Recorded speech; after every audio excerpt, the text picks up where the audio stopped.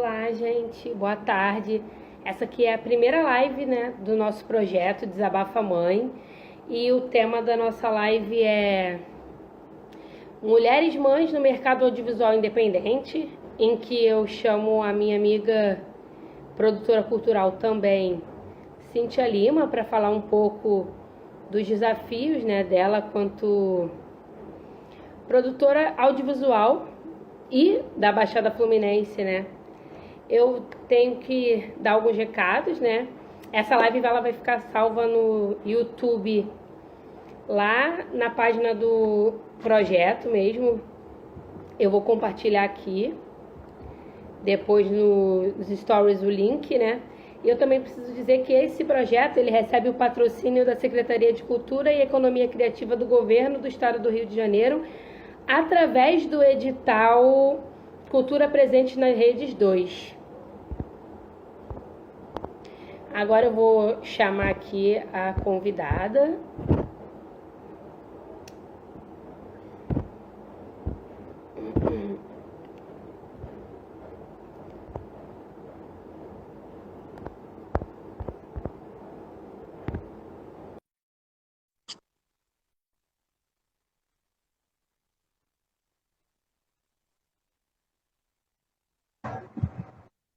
Olá, Oi, amiga, tudo bem? Tudo bom? Tá dando pra ouvir direito? Tá sim, tá ótimo o áudio. Então tá bom. Então, você conhece um pouquinho do meu projeto, né? Já que a gente sempre conversa sobre ele, Sim. né? Eu também conheço dos seus projetos, um pouco dos seus projetos. Então, eu queria que você se apresentasse. Então, é difícil falar, né, da gente. Eu sou Cíntia Lima, eu sou mãe da Maria Alice, de 3 anos e meio, e sou madrasta da Emily, de 18 anos. E essa minha maternidade aconteceu, não foi planejada, mas Maria foi muito desejada. Eu sempre falo isso, ela não foi planejada, mas ela foi muito desejada. E eu sou produtora cultural. Eu sou, inicialmente, minha formação é em letras, eu dei aula há muito tempo, então eu já passei por muitas profissões e hoje meu foco é no cinema. Eu trabalho com cinema aqui na Baixada Fluminense, inclusive o meu mestrado é sobre o coletivo que eu trabalho, que eu participo aqui de Belfor Roxo, aqui da Baixada Fluminense. E toda a minha trajetória, assim, de trabalho no cinema é muito focada nesse território, né? Nesse território que eu nasci e cresci em Nilópolis, né? Então, toda essa minha vivência do cinema e tal, eu vim da literatura, né? Eu já participei de algumas coletâneas de literárias.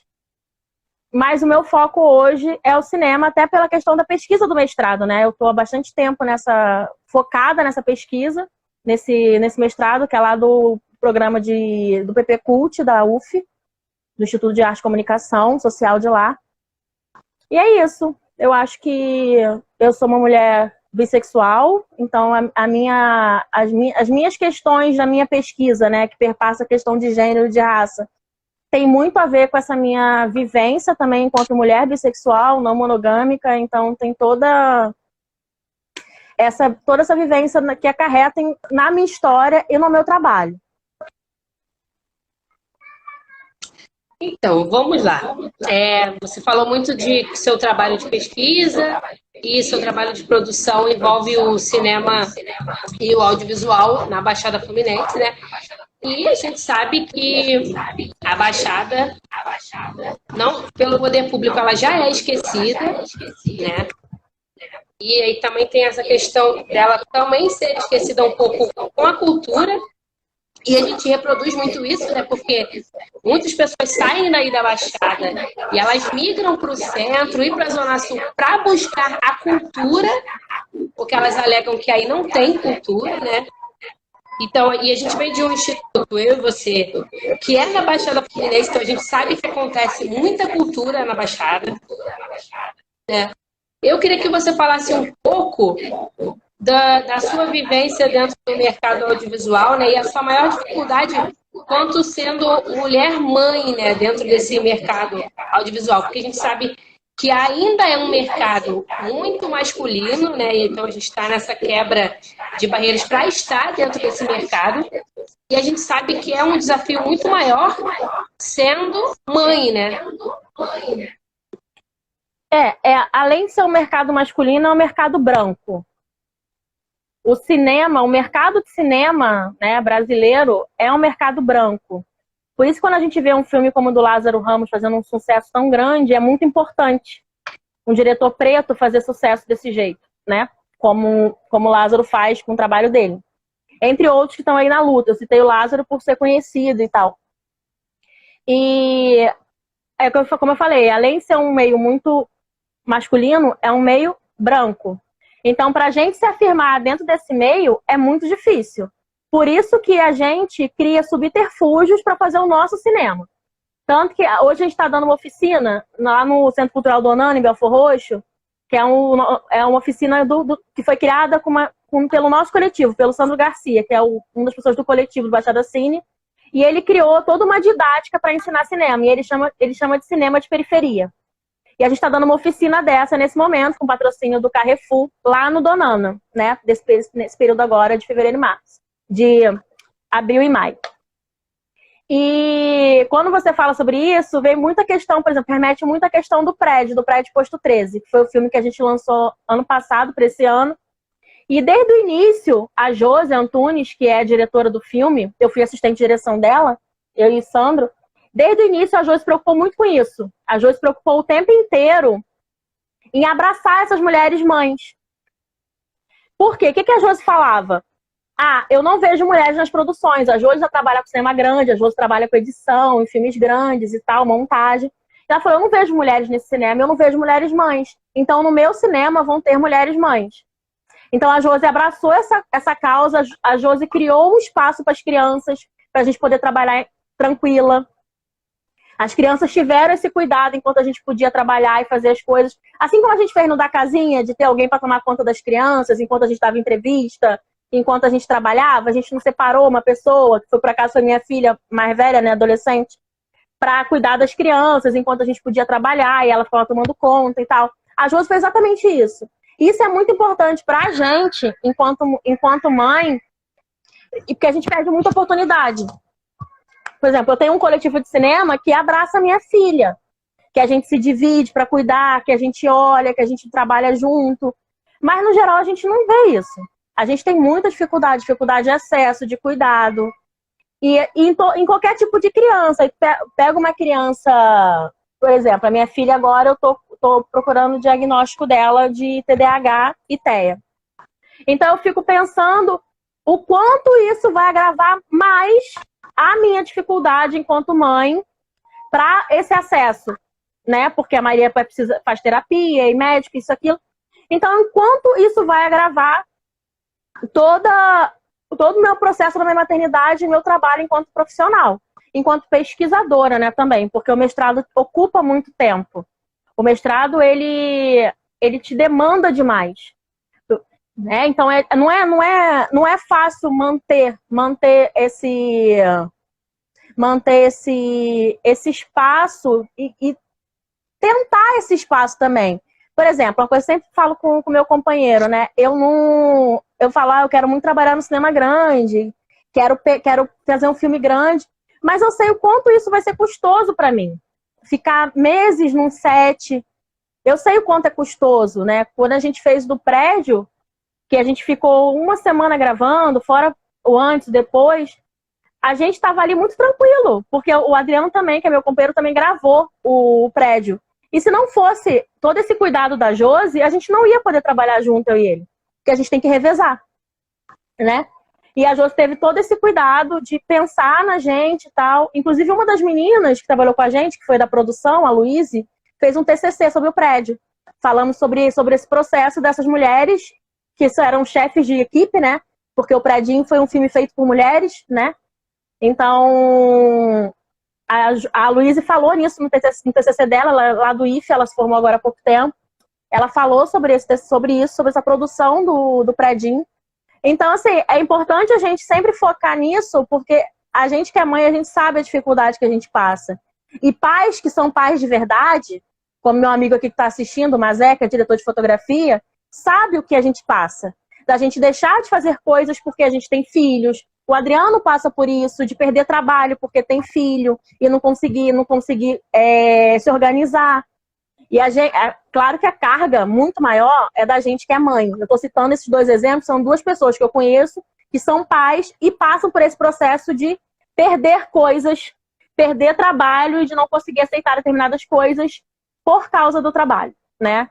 E a gente que é mãe, a gente passa por isso diariamente, né? Não tem uma mãe que não tenha passado por isso, que não tenha perdido alguma coisa, não tenha se atrasado em alguma coisa porque teve um filho. E o que falta é rede de apoio, a gente sabe disso. E é o que a gente costuma sempre dizer, né? Porque eu e você, a gente está sempre no celular, trocando mensagem e falando, nossa, e a maioria das nossas mensagens é, amiga, não tô dando conta, tô muito cansada. Essas são frases recorrentes que a gente tem, sempre. Porque a gente sabe que o mercado de trabalho, ele já exclui a gente. E aí, além dele excluir, ele ainda vem que nós somos capazes de ser empreendedoras, mas eles não chegam pra gente e perguntam, e aí, você quer empreender? Você tem vontade de empreender? Não. É basicamente assim, vou te tirar do mercado de trabalho e você vai vender alguma coisa, vai aprender a empreender. Entendeu? É basicamente isso. Você sabe que eu já tive problemas em que eu fui excluída de vagas de trabalho por ter um filho. Sim. Se para os homens, que foi como você falou, não é o foco, né, de cuidado, não é eles, eles estão deixando de aceitar trabalho. Digo isso, na nossa área da cultura. Nós, mulheres da cultura, produtoras, assistentes de cultura, assistentes culturais, não somos nem cogitadas para isso. E a gente sabe que isso acontece entre pessoas que sabem que nós precisamos de trabalho e estamos procurando, e na hora de indicar a gente, elas ainda levam em consideração se a gente tem filho ou não. Ainda tem aquele questionamento, será que se eu indicar ela para esse trabalho, ela vai conseguir pegar, porque com quem ela vai deixar o filho dela? Sabe? Só que eu acho que as pessoas, de um modo geral, elas têm que entender que para a gente trabalhar muito melhor, a gente precisa de uma rede de apoio gigante atrás da gente. Por isso que tem uma fala que diz que para criar um filho é necessário uma aldeia. Porque é muito isso, né? Você falou da questão do filme que vocês gravaram. E aí tinha toda uma estrutura por trás para que vocês pudessem trabalhar tranquilos. E é isso, sabe? Porque quantas de nós sai para trabalhar e está trabalhando e pensando, será que meu filho comeu? Será que ele está bem? Será que ele está precisando de alguma coisa? Porque a nossa cabeça, ela não para um segundo de pensar nos nossos filhos. A gente pode estar dando o melhor da gente, mas a gente sabe que a nossa cabeça está lá. E aí, né, isso emenda uma outra pergunta, né, que eu tenho para te fazer, que é o que o audiovisual independente, né, te permite viver quanto mãe e profissional que outras profissões não são capazes, né, de te proporcionar. Óbvio, tem essa questão dos horários serem mais maleáveis, que você não faz, por exemplo, todo dia horário comercial, 9 às 6 ou 8 às 5, sempre, né? Então, ainda tem isso. Então, eu quero que você fale um pouco sobre isso também. Então, o que me ajuda, por exemplo, é que as pessoas falam, você trabalha assim, é bom para criar a Maria. Eu falei, não, eu trabalho assim porque eu não tenho outra oportunidade de trabalho. Eu gostaria muito de ter um trabalho que me desse uma segurança. Que desse uma segurança e quando eu falasse, não, eu estou empregada, eu vou receber no final do mês. Não, eu dependo de edital, eu dependo de patrocínio, eu dependo disso. Eu dependo de vender um filme para uma TV, entendeu? É isso, eu dependo disso, eu dependo de projetos. E isso é muito complicado pra gente que é mãe, porque a gente precisa de uma segurança. Eu tenho que saber que no final do mês minha filha vai ter o que comer. Entendeu? Eu tenho que saber que eu vou poder comprar o remédio dela no final do mês. E foi como você te falou, por exemplo, a minha filha estuda numa creche pública do meu município aqui de Nilópolis. A creche integral do meu município é de 8 às 4. Como eu faria para trabalhar no horário comercial com uma creche de 8 às 4, né? Então, assim, o meu trabalho enquanto produtora visual, eu tenho uma empresa, CNPJ, e o meu trabalho enquanto cineasta independente me auxilia nesse processo de poder estar cuidando da Maria, de poder levar a Maria comigo, de quando eu não tenho com quem deixar. Eu tenho uma rede de apoio boa, eu tenho a irmã dela que me ajuda, eu tenho minha tia, eu tenho a madrinha dela, que dá um suporte quando eu necessito. Mas quando não tem como fazer, a Adriana, a gente leva para o set de filmagem, a gente leva para os nossos cursos que a gente dá. Mas, por exemplo, se eu estou trabalhando num filme grande, de uma grande produtora, eu não vou conseguir levar minha filha. Aí como é que eu faço? Entende? Então, assim, a vantagem que eu tenho de trabalhar assim é ter horário para ela, é conseguir organizar os meus horários a partir dos horários dela. De médico, de terapia, da escola. Então, eu consigo me organizar a partir dela, né? Eu e a Adriana, a gente consegue se organizar a partir da vivência da Maria, né? Então, e ela é uma criança que ela demanda atenção, então eu tenho que estar sempre me organizando para ela. Isso faz toda a diferença. Eu já lecionei muitos anos, eu sou professora inicialmente, né? Eu dei aula há muitos anos. Então, assim, eu sei o que é estar em sala de aula 40 horas e não conseguir estar em casa. Na época eu não era mãe. Então era outra realidade, né? Já trabalhei em empresas, na minha área de letras, trabalhei em empresa na área de produção, e eu sei a diferença que hoje faz na minha vida enquanto mãe poder trabalhar como eu trabalho. Eu gostaria que fosse diferente? Gostaria de ter uma segurança, gostaria. Mas se eu não tenho, eu tenho que fazer alguma coisa com que eu me formei, né? E nesse processo de mestrado também, tá me consumindo muito. Porque é trabalho, é mestrado, por isso que eu vivo louca. Quando você fala assim, amiga, tá tudo bem? Como é que você tá? Eu falei, tô cansada, tô viva. Sempre a gente dá nossas respostas sempre essas, né? Ai, amiga, tô bem, tô viva, tô cansada, mas tô viva. Geralmente essas são as respostas que a gente dá uma pra outra quando a gente sempre se pergunta como é que tá. E minhas amigas outras que são mães, é a mesma resposta. Eu pergunto pra Ingrid, ai, amiga, como é que você tá? Lá, tô bem, tô viva, tô cansada, mas tô viva. E é isso, e ela também é produtora cultural, também é mãe, também trabalha com cinema, com fotografia. Então a gente sabe o que é essa vida, né? E eu sinto isso, né? As pessoas, por exemplo, eu citei o Mazé, que é um amigo meu que é pai e tal. Então ele e a esposa dele, a Priscila, me passam pelo mesmo processo. Priscila é jornalista, também naquela batalha.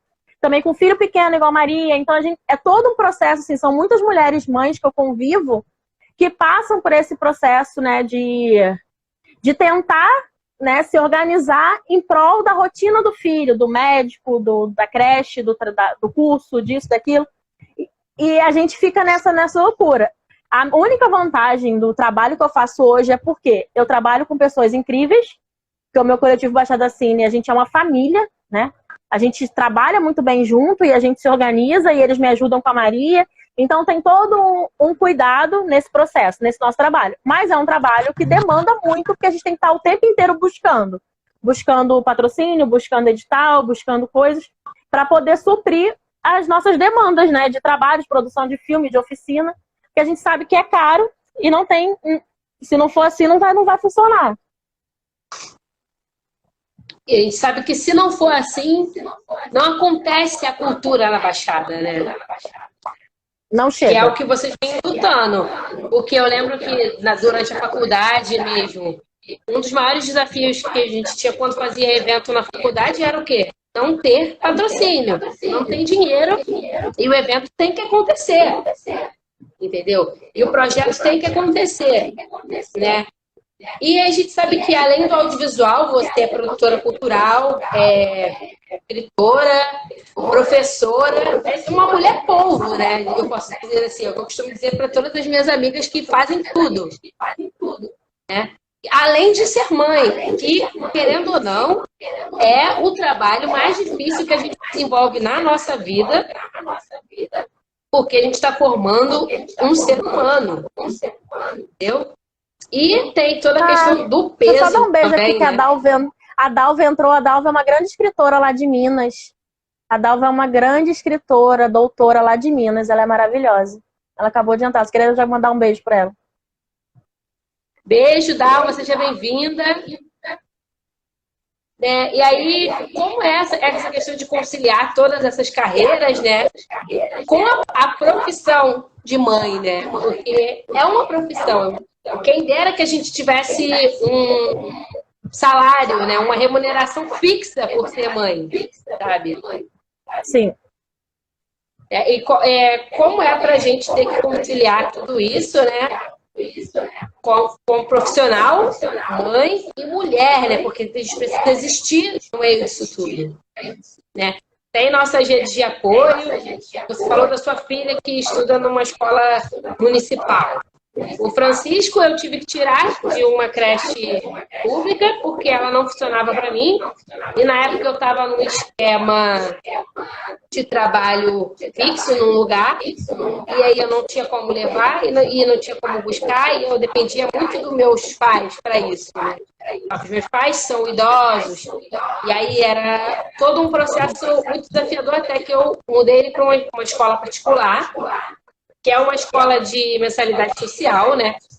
Não é o ideal, ainda não é, porque se eu trabalhasse de 8 às 6 no centro do Rio, eu não chegaria em Campo Grande para buscar ele, né? Porque a escola dele é de 8 a 5. Então a gente sabe que, por exemplo, o poder público, ele esquece a gente, né? A gente não existe para ele. Quando eu engravidei, no mundo ideal que existia na minha cabeça, eu pensava assim, vou botar o Francisco na creche pública, vou conseguir trabalhar e pegar ele, e olha, quando você para e pensa, você vê que isso não existe, né? Sim. Funciona. Você falou daí da creche da Maria, tem essas outras questões, que é médico. O meu filho também faz acompanhamento psicológico, porque a gente também está tentando descobrir se tem hiperatividade e tudo isso, né? Então a gente sabe que são consultas semanais. Então, se você trabalha num esquema de segunda a sexta, como você leva a criança para psicólogo, para terapia e todas essas coisas, né? Eu acho que não leva. Não leva, exatamente. E aí falta. E aí pede para sair cedo. Imagina se tivesse que pedir para sair cedo, digamos que toda sexta-feira, que é o dia da terapia do meu filho. Você vai acabar no olho da rua. E a gente sabe disso. Sabe? E eu sei que você é doula também.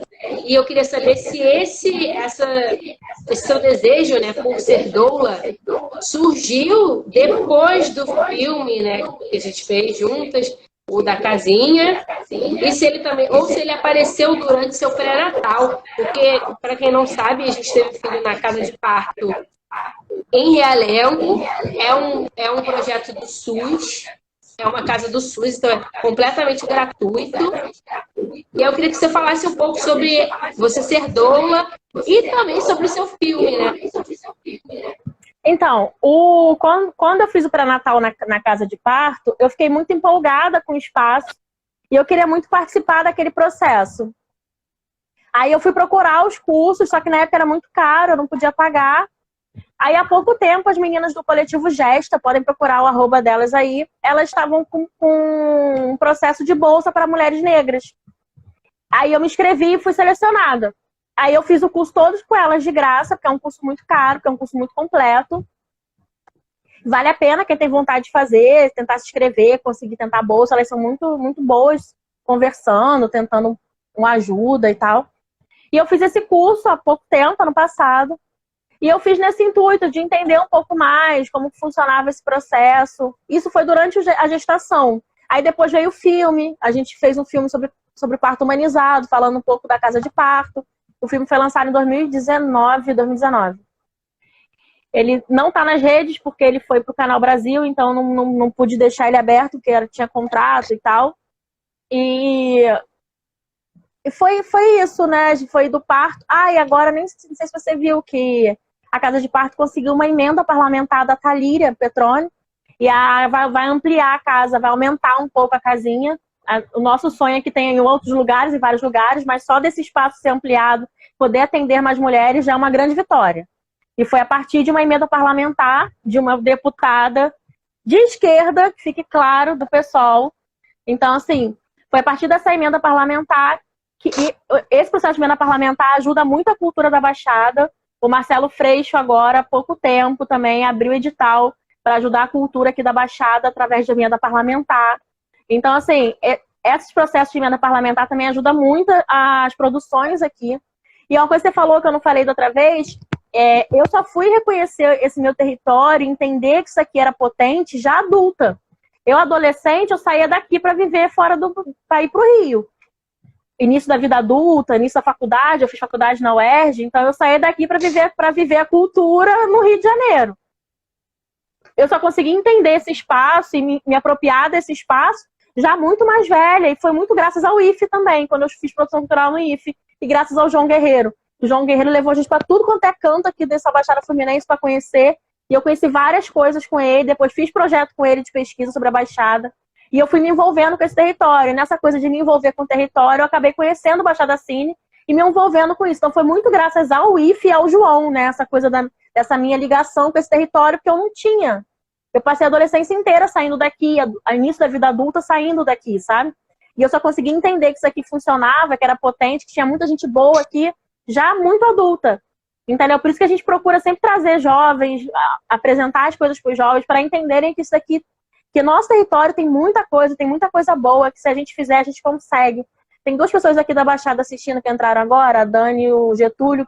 A Dani é pesquisadora aqui, o Getúlio é fotógrafo também, diretor de fotografia, cineasta aqui. A Dani é de Bel e o Getúlio é de Nova Iguaçu, e trabalharam comigo no predinho. Então, assim, conhecer essas pessoas também foi muito importante para mim. Conhecer pessoas que eu não conhecia, poder entender esse meu espaço e conseguir, porque foi a partir disso tudo que eu consegui entrar no mestrado de novo, então tá tudo muito interligado, né? Foi a partir da questão da descoberta do cinema, o primeiro filme que eu dirigi, que foi o da Casinha, que abriu portas para eu conhecer pessoas, para eu fazer coisas, trabalhar em outros lugares, e ir conhecendo gente, e foi a partir disso que as coisas foram funcionando. Eu sempre brinco, falo pra Maria, e eu canto pra ela aquela música que a Gal Costa interpreta, Sorte. Que eu falo que foi muito a partir dela, da minha gestação, do nascimento dela, que as coisas na minha vida começaram a mudar. Porque foi a partir dela que o Adriano pensou no projeto da Casinha, foi a partir dela que o projeto passou, foi a partir da minha vivência enquanto mãe, que começou toda essa minha pesquisa, né, sobre cinema, sobre corpo feminino, sobre território. Foi muito a partir do nascimento da Maria, que eu não tinha muito isso, né?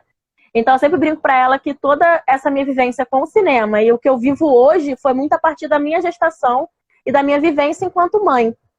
Então, foi muito a partir dela, né? Do que eu vivenciei e vivi com ela. O famoso assim, né? Renasci pra mãe, né? Renasci sendo pessoa e mãe de uma criança, né? Muita coisa mudou. Eles trazem muita coisa para nossa vida, né? Os olhares com maior cuidado também pra gente. Sim. Sim. A maternidade é infernal. Mas porque é isso, gente. Eu odeio essa romantização de maternidade. Ser mãe é horrível. A maternidade é muito difícil. Eu amo demais minha filha. O amor é minha vida. Mas a maternidade é muito difícil. E a gente aprende com essa dificuldade a ressignificar as coisas da nossa vida. Porque ou a gente ressignifica ou a gente fica doida. É isso. Não tem outra opção. E terapia, que é que eu faço toda semana. Que é pra não morrer, não matar ninguém, entendeu? A minha também. Porque senão... Porque é isso. E uma coisa que me incomoda muito na maternidade é acompanhar pessoas que falam sobre maternidade e que romantizam isso. A maternidade é dura, ela é difícil, ela é sofrida, ela é solitária. Você perde amigos, o seu ciclo muda. Claro, você ganha amigos. A nossa amizade mesmo surgiu a partir das nossas gestações, né? Então, assim, eu sei que as coisas ressignificam. Mas você se afasta de pessoas e pessoas chegam, muitas pessoas, por exemplo, você, a Rafa, que você conheceu também na gravação da Casinha, são pessoas que eu trouxe que surgiram na minha vida a partir da minha gestação, né? Que eu não tinha tanto contato, né? Então, assim, a gente ressignifica as coisas que é pra não surtar. Poucos amigos ficaram, por exemplo, o meu quarteto, que é muito próximo de mim, que também minha amiga já era mãe, já tinha uma criança, então a gente continuou naquela amizade que a gente já tinha, não mudou nada, porque a gente já tinha uma vivência com criança por causa do Gustavo, que estava sempre com a gente, né? Nós somos um quarteto, que está sempre muito junto. Então a gente já tinha essa vivência da maternidade por causa da lei do Gustavo. Então não mudou a nossa relação, né, enquanto quarteto. A Nath, que era uma amiga que ficou, que tá comigo, sempre me ajudou. Então assim, mas no geral, eu perdi muitos amigos. Eu digo que não perdi, né, me livrei. Mas assim, eu me afastei de muita gente, porque as pessoas não entendem. Mas tipo, porque é isso. E você vai ressignificando essa amizade de outras formas. Você vai ficando amiga de outras pessoas. Tem pessoas que permanecem, que estão ali na luta e te ajudam, e se preocupam e perguntam, entendeu? E é isso. Eu conversando com a minha prima esses dias. Minha prima também tem um filho autista. E a gente estava conversando sobre isso, de como essa maternidade ressignifica e o quanto a gente tem que lutar pelos nossos filhos. Se você tiver um filho atípico, isso dobra. Isso dobra. Dobra porque as pessoas não entendem. Dobra porque a criança tem uma crise e grita. Nossa, a criança é mal educada, grande, sabe? E é isso, as pessoas não conseguem olhar para essa maternidade e olhar para essa criança com empatia. Uma criança que está em formação, eu perco a paciência com ela, eu passo o dia inteiro, eu canso também. Eu me estresso, eu canso. Eu me sinto uma péssima mãe, eu me sinto a pior mãe do mundo quando eu brigo, quando eu me estresso, quando eu perco a paciência, eu dou um grito. Eu me sinto a pior pessoa do mundo. E eu fico horas me martirizando que eu sou péssima mãe, que eu não sou, que isso, aquilo. Aí eu vou na terapia, ela fala, não, Cíntia, não é assim, eu também sou mãe, filho tira a paciência. E a Maria tá no processo de... Aí aquela coisa da terapia que vai me fazendo voltar pro meu eixo. E entender que eu não sou a pior mãe do mundo porque eu perdi a paciência, entendeu? E é o que eu falo, a gente estuda, a gente fica naquela, não, a gente vai fazer uma criação neurocompatível, disciplina positiva, e você vai naquilo ali. Chega uma hora que você explode, que você não aguenta. E é problema, é dor de cabeça, é trabalho, é a criança gritando o dia inteiro. Olha, mas é isso. E o que me incomoda é isso, é você ver essa romantização da maternidade na internet que te tira do eixo, porque tu fala assim, cara, por que eu não sou assim? Eu não consigo lavar o cabelo. Por que eu nunca passei o dia inteiro e não consegui lavar o cabelo se a mulher tá linda lá e maquiada e magra? Eu falo, gente, ela conseguiu perder os quilos toda a maternidade. E é isso, uns conseguem, outros não. Meu biotipo é diferente, eu sou gorda e ok, sabe? Eu não vou ficar lutando pra... Entende? Mas esse tipo de conteúdo que você vê, esse tipo de conteúdo, ele acaba com a autoestima de muitas mulheres. Porque você olha aqui e fala assim, pô, ela perdeu os pesos da gravidez em um mês e eu tô aqui ainda, com meus quilos todos. O problema é você, seu corpo é diferente, sabe? Você gerou uma vida, seu corpo é diferente, tá com marca, foda-se, é isso, entendeu? E acontece.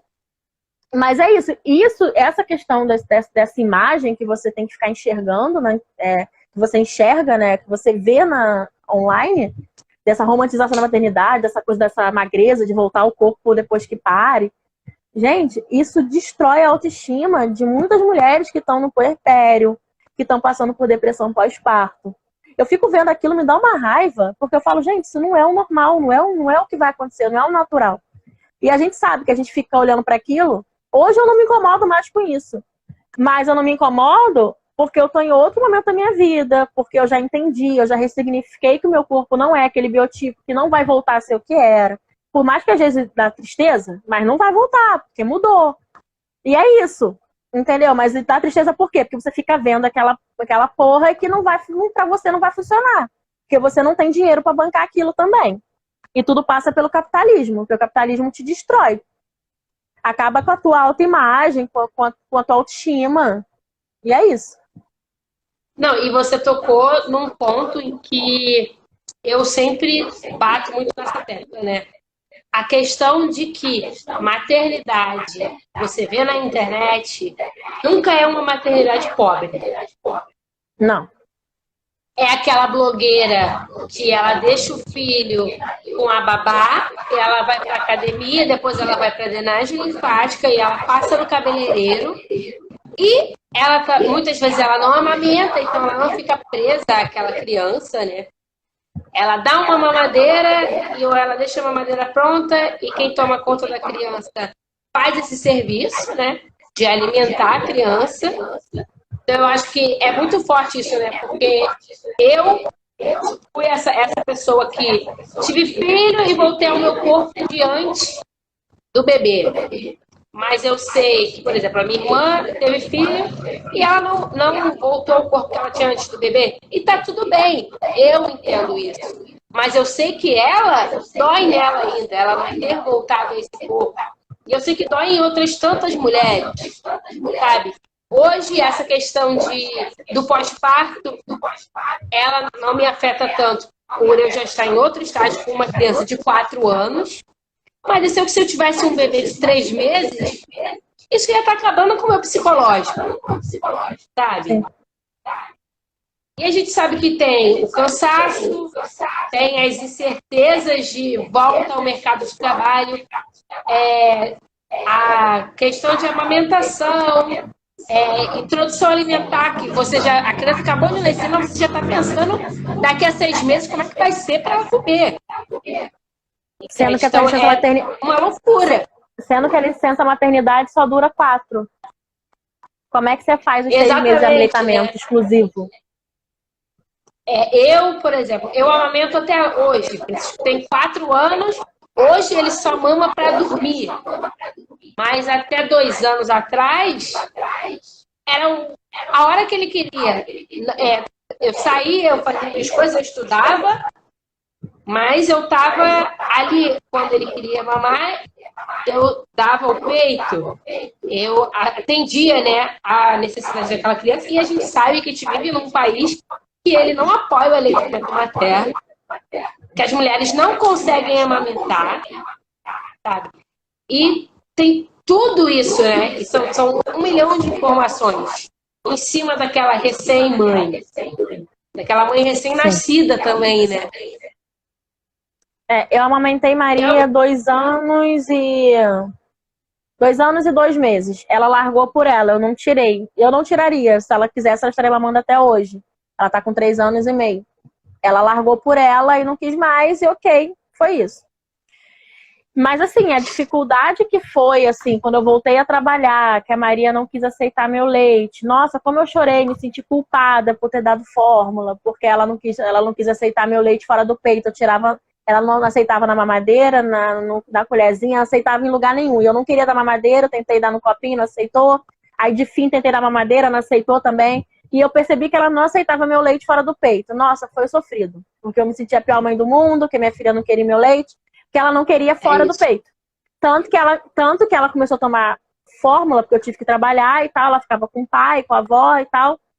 E eu tive que voltar a trabalhar e a fórmula ela aceitou na mamadeira, mas ela continuou mamando. E eu rezando sempre pra ela não desmamar, pra não ter confusão de bico, porque eu sabia que poderia acontecer. Foi uma escolha que eu tive que fazer na minha necessidade, porque ela tinha que se alimentar, né? Ela tinha que se nutrir de alguma forma. E eu tive que dar. E eu rezando sempre pra ela não largar o peito. Ela não largou. Eu dei a sorte dela não fazer confusão de bico. Porque geralmente a criança faz, né? Porque a mamadeira é muito mais fácil do que o peito. Então, mas na minha realidade eu tive que dar, mas eu não aconselho quem pode não dar, né? Se você pode não dar e pode manter só o leite materno, eu aconselho. Eu sempre falo todo mundo isso. Eu, na minha necessidade, tive que dar, porque ela não tinha que fazer, mas ela mamou o peito. Ela só mamava mamadeira quando eu não tava, sempre foi assim. Se eu tivesse em casa, ela não pedia mamadeira, ela só queria meu peito. Então isso me aliviou também, porque quando eu tava em casa, ela só queria mamar.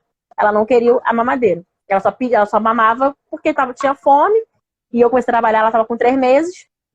Então eu não tive muito o que fazer. Mas, pra mim, o ideal seria se eu tivesse conseguido ficar até os 6 meses só com leite materno. Infelizmente, eu não consegui. Mas essa é a realidade de muitas mães que têm que voltar ao mercado de trabalho. Não tem o que fazer. Tem gente que consegue. Exatamente. E porque o sistema não prioriza. Privilégio, né? Tem gente que tem o privilégio de poder amamentar e não amamenta. Porque não consegue, porque dói, porque não é incentivado. Porque aquela mãe já tá frágil. Aí você pega alguém do teu lado, igual um urubu no teu ouvido. Ah, dá mamadeira que é mais fácil. Você tá cansado, o peito tá rachado, você tá com sono, vai dormir. A mãe tá fragilizada. Ela aceita.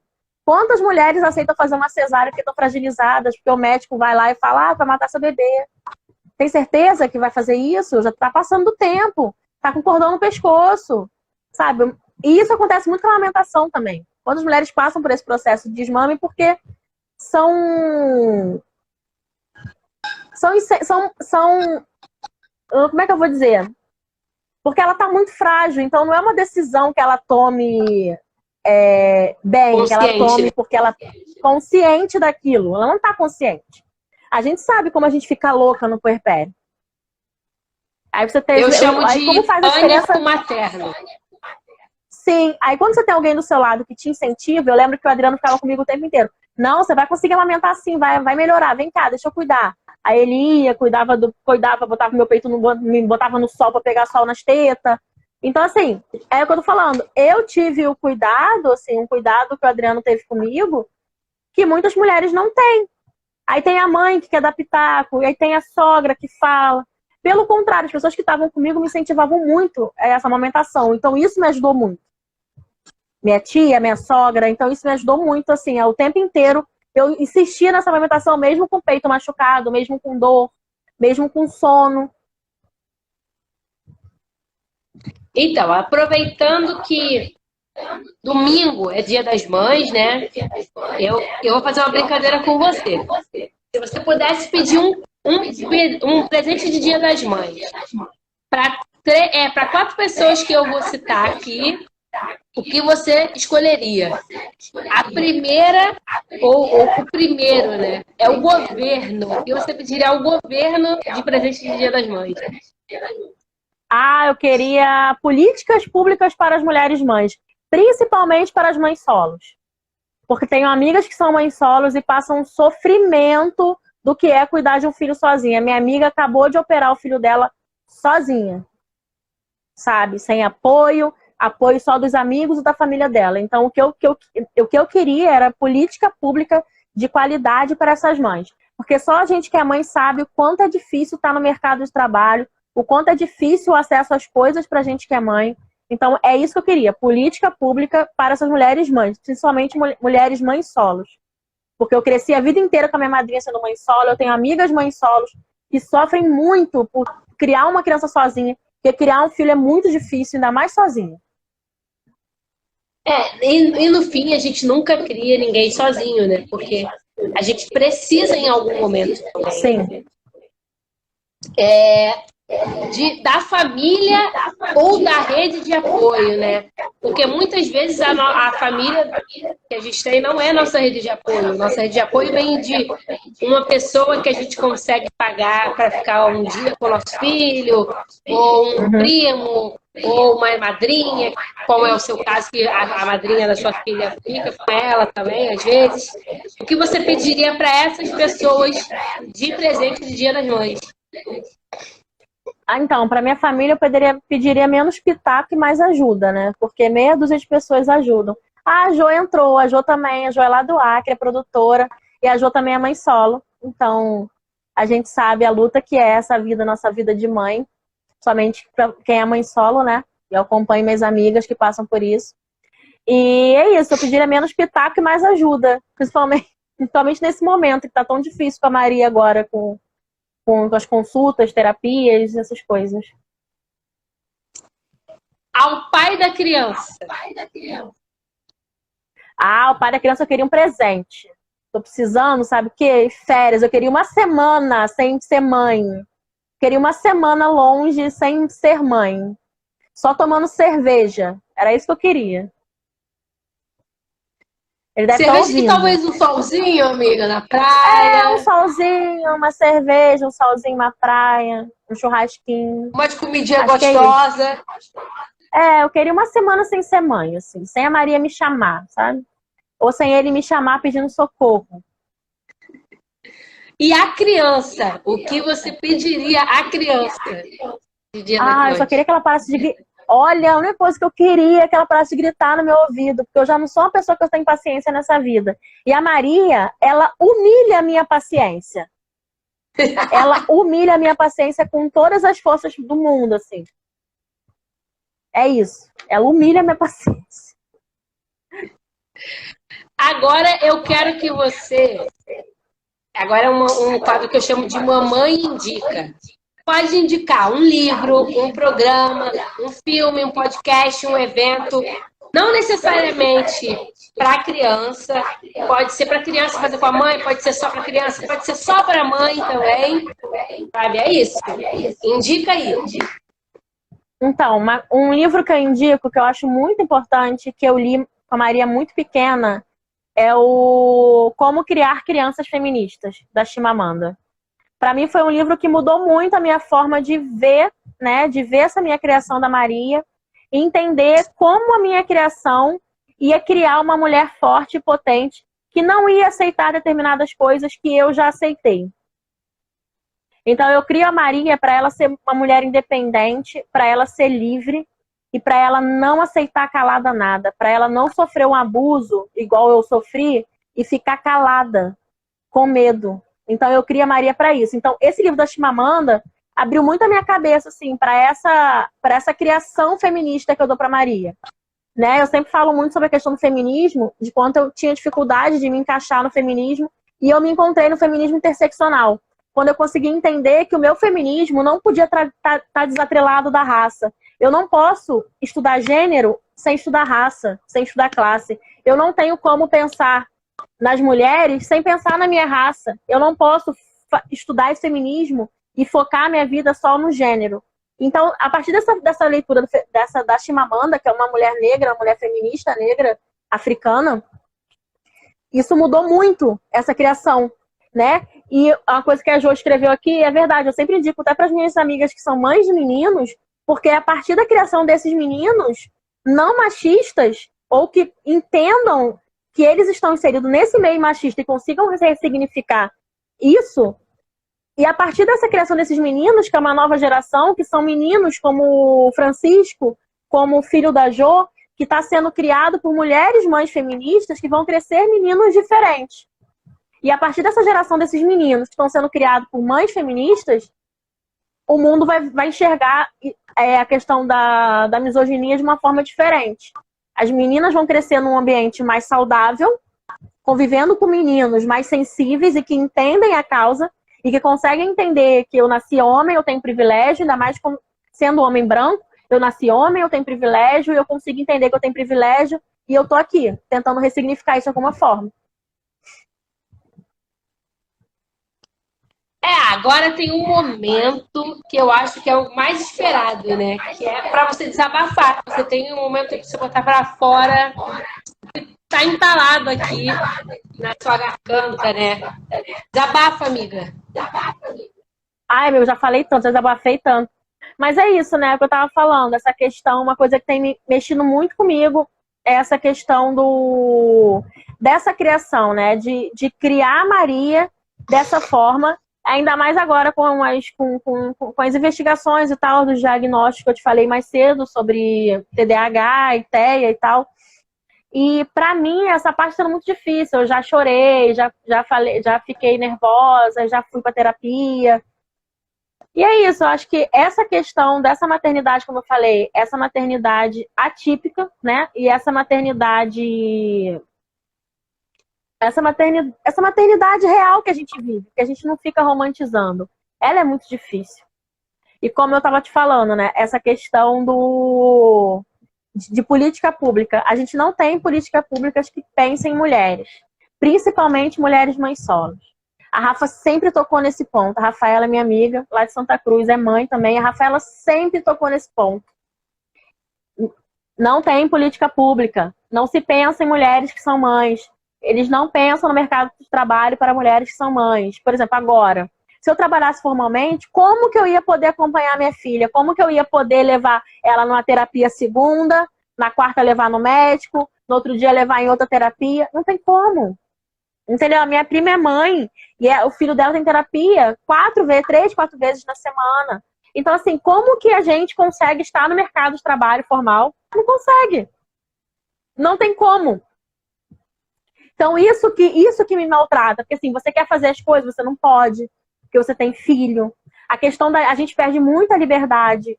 Então, assim, e perder essa liberdade não seria um problema se a gente tivesse rede de apoio, se a gente tivesse pais presentes, que não tem. O problema é que a grande parte de mulheres são mães solo. Então, as mulheres ficam muito presas. Isso me deixa muito puta. Eu fico muito puta. Porque eu sempre falo pro Adriano, Adriano, se eu, que divido essa maternidade, eu tenho uma rede de apoio enorme. Eu tenho o Adriano, eu tenho a Emily, eu tenho a Luísa, Eu tenho uma rede de... A madrinha da Maria, eu tenho uma rede de apoio enorme. E mesmo assim é muito difícil. Imagina quem é mãe solo. Sabe? Não dá pra vivenciar isso dessa forma. Porque você não vive, você sobrevive. Como eu citei minha amiga essa semana, que semana passada o filho dela operou. E ela operou sozinha, ficou no hospital sozinha, porque não tem um pai que sirva. Tem só um genitor. Tem um genitor, não tem pai, sabe? Então, assim, é um menino passando por todo esse processo de cirurgia e ela sozinha, dependendo da rede de apoio dela, que são os amigos, porque a família tá longe também. Então, assim, é esse processo da maternidade que me incomoda. Se eu falo que a maternidade é injusta, que ela é difícil, que ela é dura, que ela é desumana, é por isso. Porque é um processo ingrato. É uma dificuldade muito grande. Criar um ser humano é muito difícil. Criar um ser humano funcional, um ser humano pensante, um ser humano crítico, é muito difícil. Criar uma criança que vai reproduzir coisas é muito fácil. Mas criar um ser humano com pensamento crítico é muito difícil. Eu sempre brinco que a Maria ela já tem argumento para tudo. Ela tem 3 anos e meio. E ela argumenta com tudo. Se eu falo para ela não pode, ela pergunta, por que, mamãe, que não pode? Mas por que que não?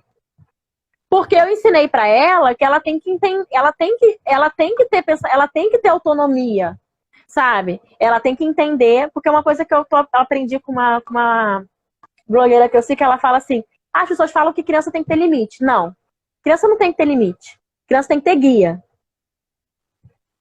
Eu tenho que guiar a minha filha. Então a gente estuda para isso. Às vezes a gente erra, a gente briga, a gente grita, a gente perde paciência, perde. Mas é isso, uma coisa que eu aprendi com ela e eu gostei muito dessa frase que ela falou: criança não tem que ter limite. Criança tem que ter guia. A gente tem que guiar a criança. Não limitar o tempo inteiro. Porque se você limita, a criança não consegue pensar por ela mesma. Ela não consegue ter pensamento crítico para pensar e conseguir viver. Eu falei, a gente erra, a gente estuda para não errar, mas a gente erra. A gente erra, eu perco a paciência, um dia eu grito, me sinto a pior mãe do mundo, aí eu volto, peço desculpa, tento fazer diferente no dia seguinte. E é isso, assim, a gente estuda para isso, para fazer diferente. Às vezes pode acontecer de não conseguir, não sei se eu me sinto a pior mãe do mundo quando eu não consigo. Mas eu tento.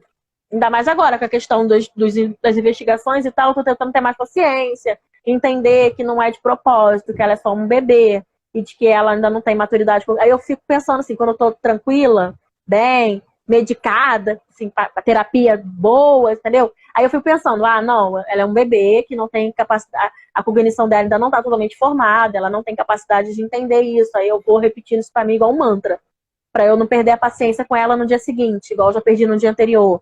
Eu repito, respiro, aí leio, aí vou lá, leio mais alguma coisa sobre autismo, aí vou lá, leio mais alguma coisa sobre TDAH, pra entender que aquela reação dela é normal, que ela se joga no chão porque ela tá tendo porque ela não tá bem, porque ela teve alguma crise, porque ela tá estressada. Então, assim, são coisas que a gente vai aprendendo e vivendo, porque, assim, não tem manual, né, pra ser mãe. Seria bom se tivesse um manual, se viesse pronto, se a gente só pudesse ler e reproduzir. Não é, a gente vai aprendendo e se adaptando. Mas eu fiz uma escolha, a minha escolha foi ter...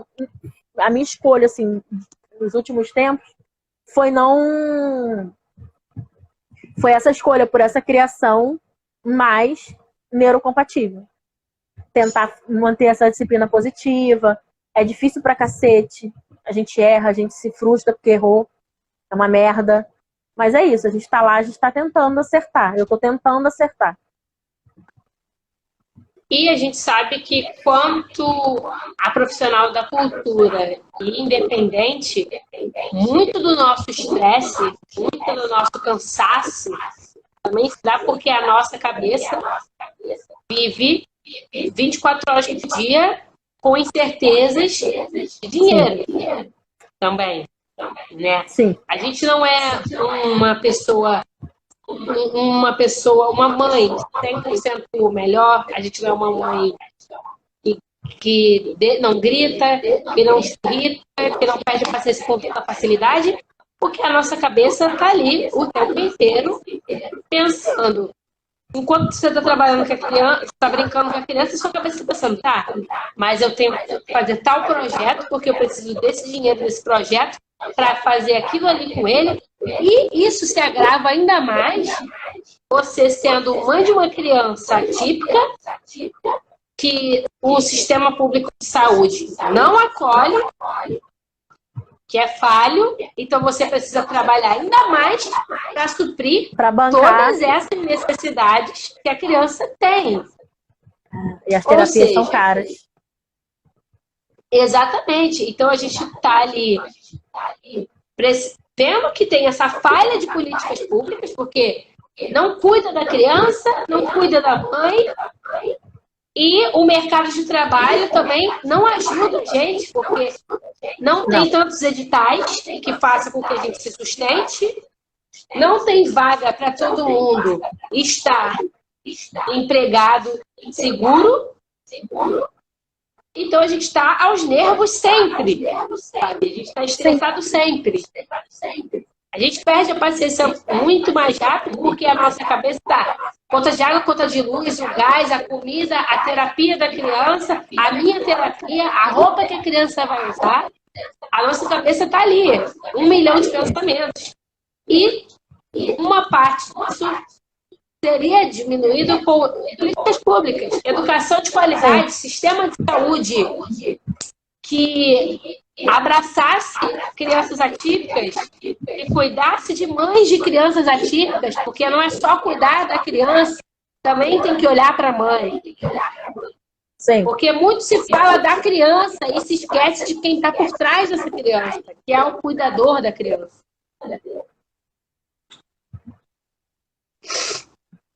E acho que eu desabafei um pouco também, né, amiga?